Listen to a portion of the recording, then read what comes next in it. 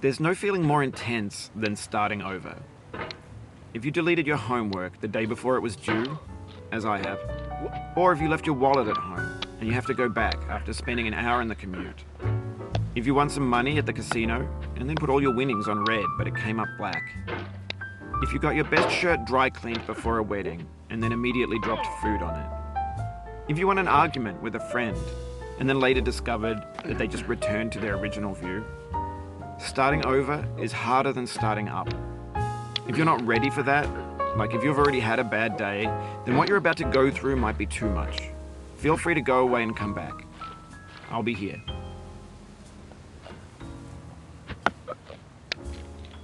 Alright, thanks for coming with me on this trip. I'll understand if you have to take a break at any point. Just find a safe place to stop and quit the game. And don't worry, I'll save your progress, always, even your mistakes. This game is a homage to a free game that came out in 2002, titled Sexy Hiking. The author of that game was Jazuo, a mysterious Czech designer who was known at the time as the father of B games. And B games are rough assemblages of found objects. Designers slap them together very quickly and freely, and they're often too rough and unfriendly to gain much of a following. They're built more for the joy of building them than as polished products. In a certain way, Sexy Hiking is the perfect embodiment of a big game.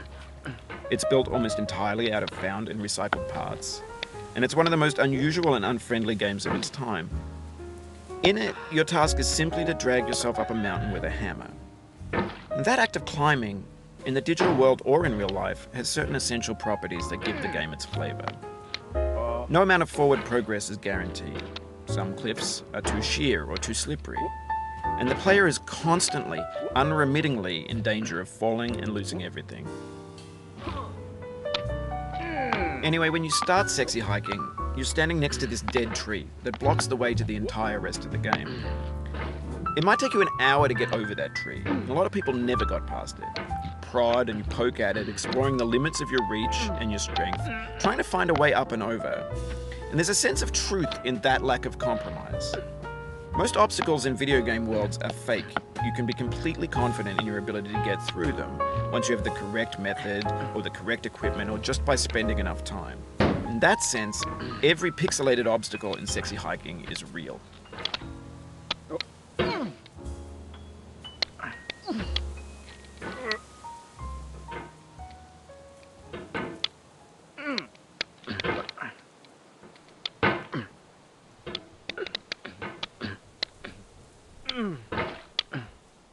The obstacles in Sexy Hiking are unyielding, and that makes the game uniquely frustrating. But I'm not sure Jazuo intended to make a frustrating game. The frustration is just essential to the act of climbing, and it's authentic to the process of building a game about climbing. A funny thing happened to me as I was building this mountain. I'd have an idea for a new obstacle, and I'd build it, test it, and it would usually turn out to be unreasonably hard. But I couldn't bring myself to make it easier.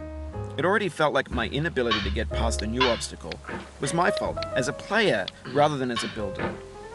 Imaginary mountains build themselves from our efforts to climb them, and it's our repeated attempts to reach the summit that turns those mountains into something real.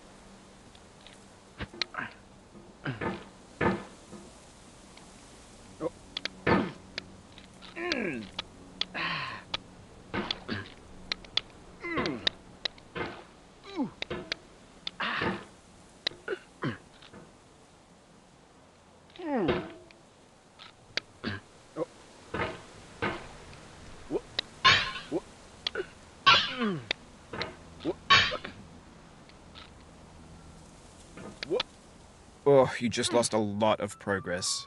That's a deep frustration, a real punch in the gut.